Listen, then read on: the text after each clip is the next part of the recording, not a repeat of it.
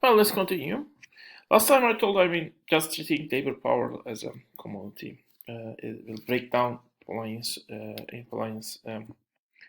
um, words, the social relations, and the main reason is society is more like, in Polanyi's terms, also kind of a social bond, an agreement, the people coming together to make sure, they will support each other. And well, even in the very supporters of the capitalist system ideological sense, the people come together to to agree on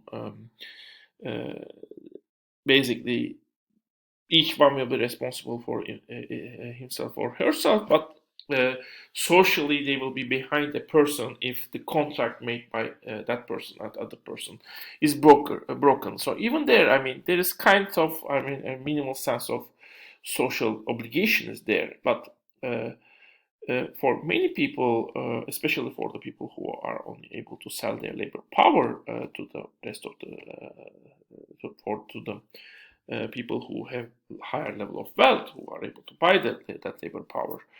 Um, Assuming there's a wealth inequality, and that's not a choice, but something the people need to do. Well, in that case, very well.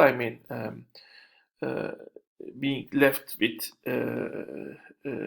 in a condition where their survival becomes just impossible is not something, because some economic conditions end up lowering the prices of labor, not their personal choices or personal preferences, is something very well might break the bonds, break the basically the social bonds, and it might also, let those people starve, and society itself might not stay as a healthy entity, even if those people are still saying, "Okay, tough luck, we will starve." That's something we need to accept. Even people say this, in the end, they will starve, and or they will remain unhealthy, and that itself might also harm society.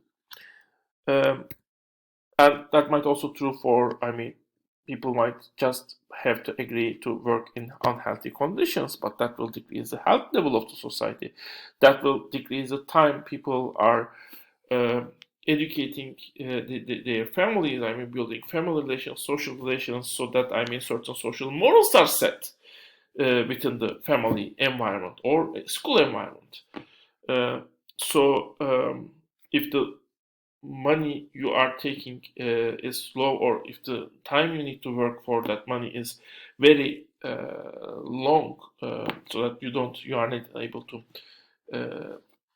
well look after the family relation, your family, and well basically spend time with your children or send your children to the schools. In that case, those that moral ground might also disappear, for example. um, Anyway, well, one cure the capitalist system has created to remedy this problem with this fictitious labor market is uh, basically regulation of this labor markets. And Polanyi talk also a lot on those regulations.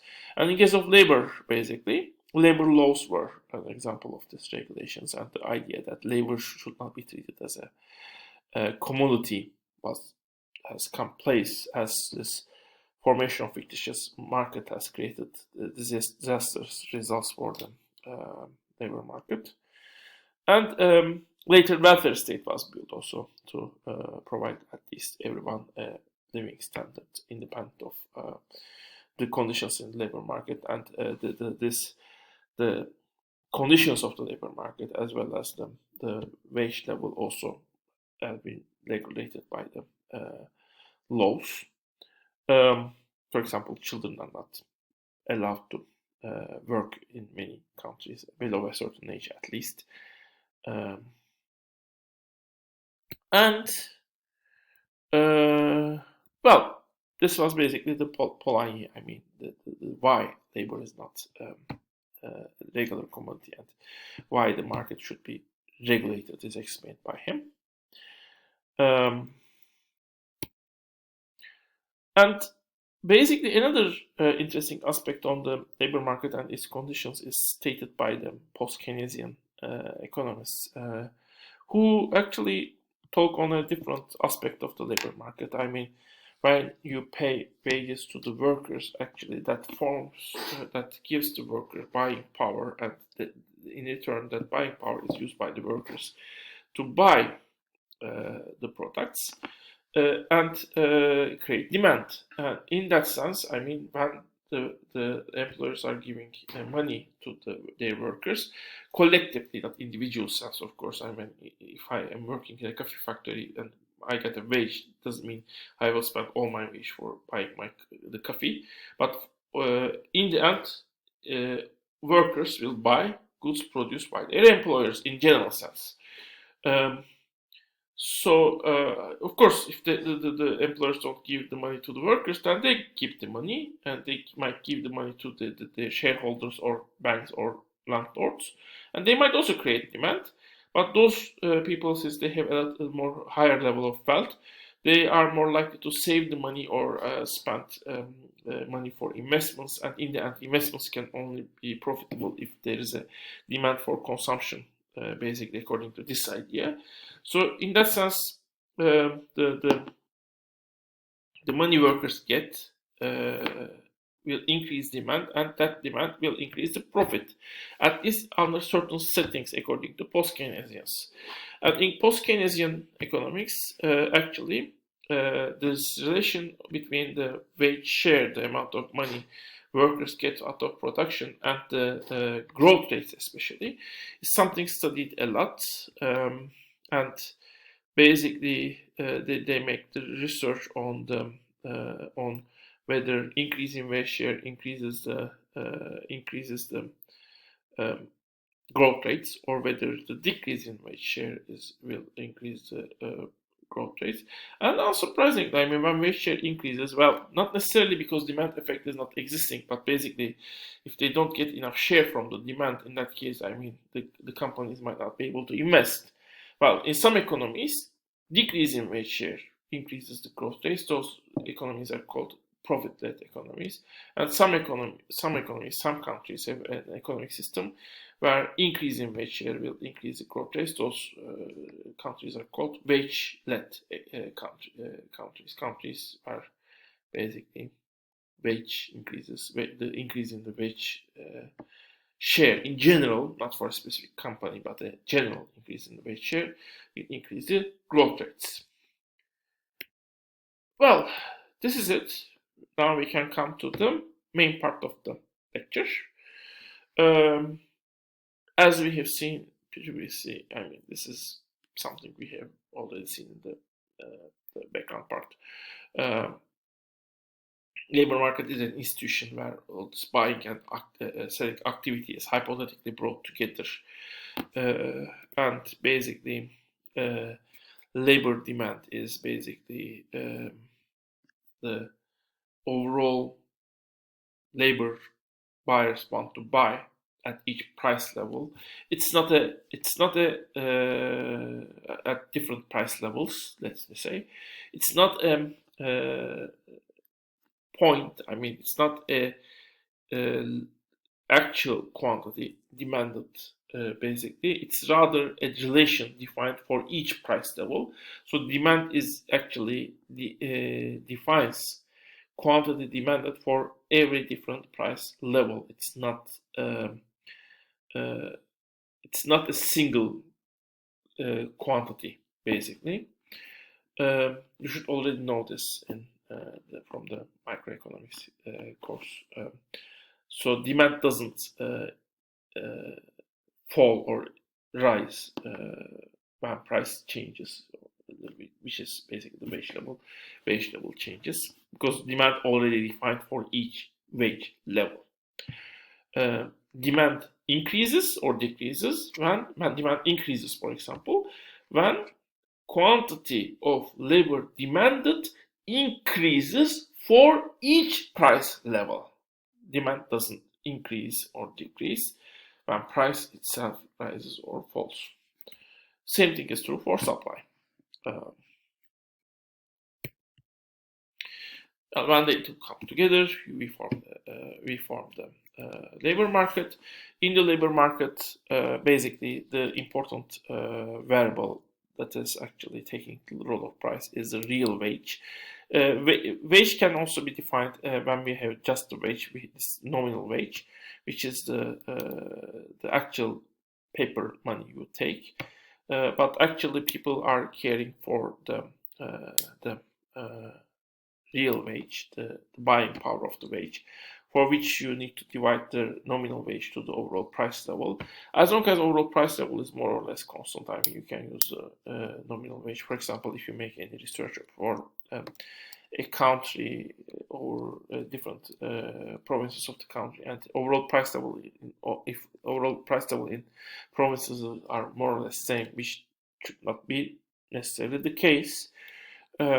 In that case, you can take nominal wage, but as long as the price level starts to differ, for example, I haven't looked at the data by myself, but the price level in Turkey and TRNC are different from each other, for example. In that case, you need to take that change in price level into account. And you are trying to find out the effect of wage. And when you are looking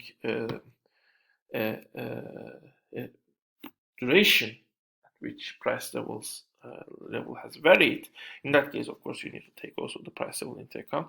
In that case, real wage is a more accurate variable than the nominal wage. But this is labor market basically. I mean, I have already described you.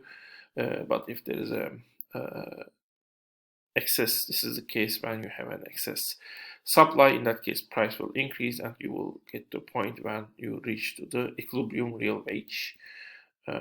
Basically, the opposite will happen when you have an excess supply. This is the case with excess. When you have an excess supply, in that case, the real wage will fall, and you will get back to the excess to the equilibrium real wage again, at which the quantity demanded and quantity supplied of labor is are equal to each other. Well, two specific characteristics of the this labor market, even in the neoclassical sense, those characteristics are, and at this model ignored, but still stated and explained. But within the model, they are not expressed, basically. One is when you are at the equilibrium point here.